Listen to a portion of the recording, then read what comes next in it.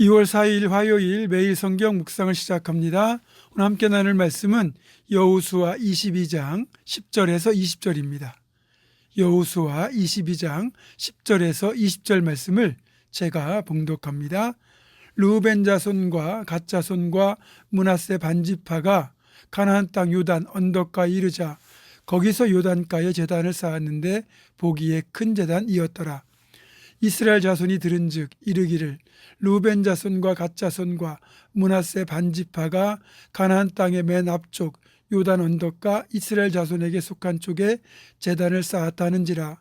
이스라엘 자손이 이를 듣자 곧 이스라엘 자손의 온 회중이 실로에 모여서 그들과 싸우러 가려하니라. 이스라엘 자손이 제사장 엘르아살의 아들 비느하스를 길앗 땅으로 보내어 르우벤 자손과 갓 자손과 므낫세 반지파를 보게 하되 이스라엘 각 지파에서 한 지도자씩 10지도자들을 그와 함께하게 하니 그들은 각기 그들의 조상들의 가문의 수령으로서 이스라엘 중에서 천부장들이라.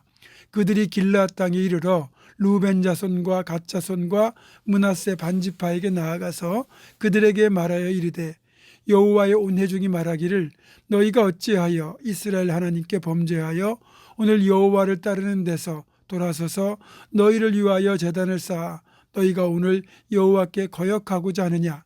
부올의 죄악으로 말미암아 여호와의 회중에 재앙이 내렸으나 오늘까지 우리가 그 죄에서 정결함을 받지 못하였거늘 그 죄악이 우리에게 부족하여서 오늘 너희가 돌이켜 여호와를 따르지 아니하려고 하느냐.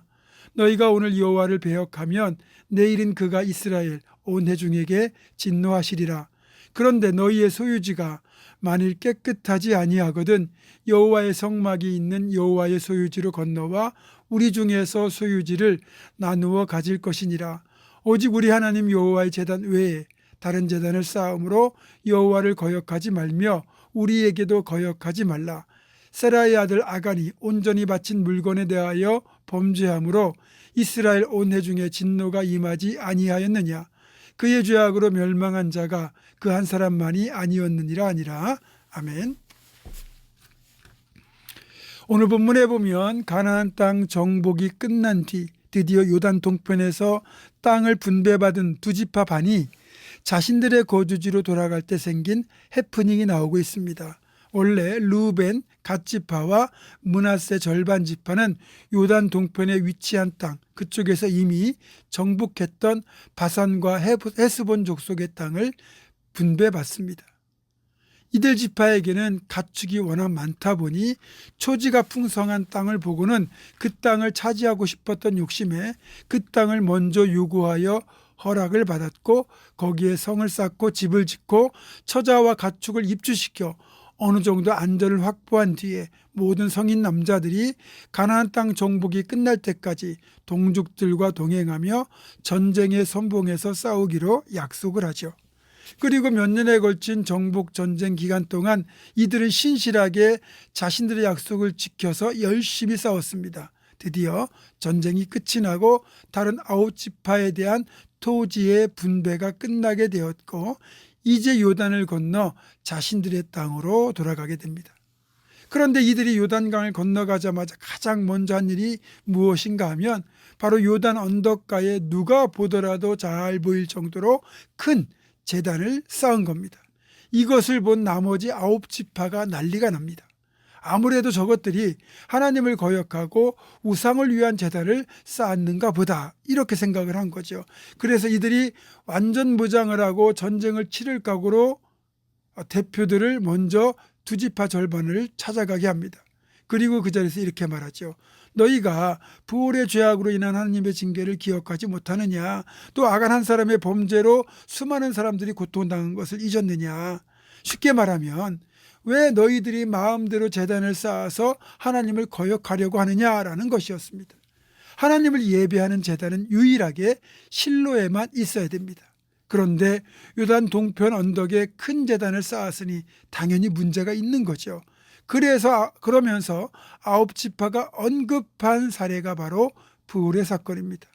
그래서 오늘 본문의 사건을 이해하기 위해서는 먼저 민수기 25장에 나오는 가슴 아픈 사건 중에 하나인 부올의 사건을 알아야만 합니다.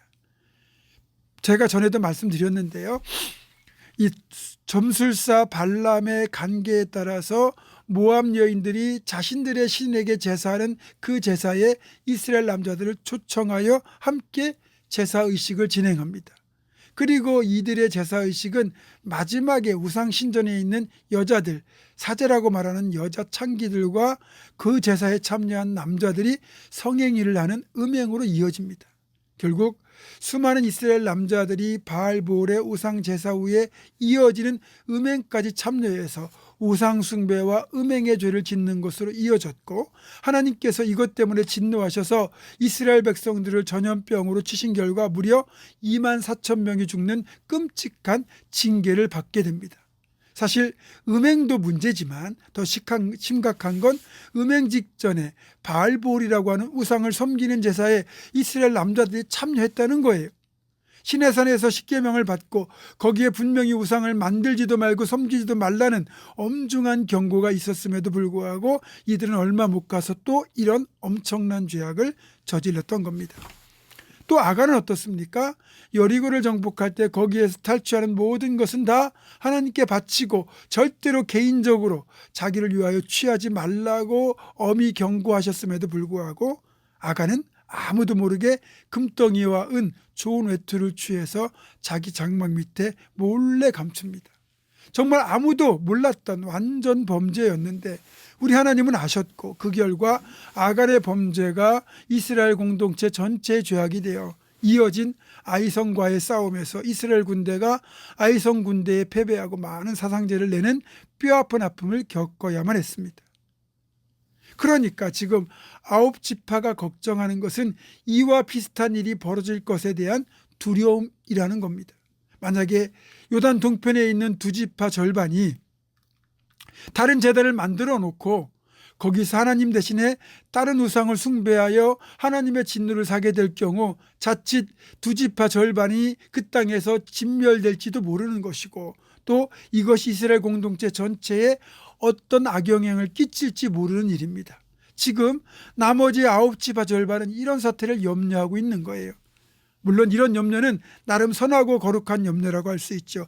그러면서 이들이 뭐라고 말합니까? 만약에 너희가 요단 동편의 땅이 좁다고 느끼면 요단 서편으로 건너와라. 그러면 우리들의 땅을 너희들에게 나누어 주겠다.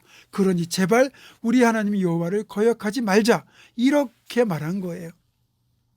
저는 이 9지파의 배려, 이 마음이 참 아름답다고 생각합니다. 혹 있을지도 모를 우상 숭배로 인한 범죄를 예방하고 또 공동체를 지키기 위하여 자신들이 분배받은 땅을 손해볼 각오를 하고 있지 않습니까? 사실 우리들 사이에 계속 갈등이 지속되고 또 발생하는 이유 중에 하나는 나는 손해 안 보고 너만 손해봐라 이렇게 요구하기 때문이잖아요. 이기심을 버리고 공동체를 먼저 생각하는 선한 마음이야말로 문제 해결, 갈등 해소를 위한 출발점이 될 수 있는 겁니다.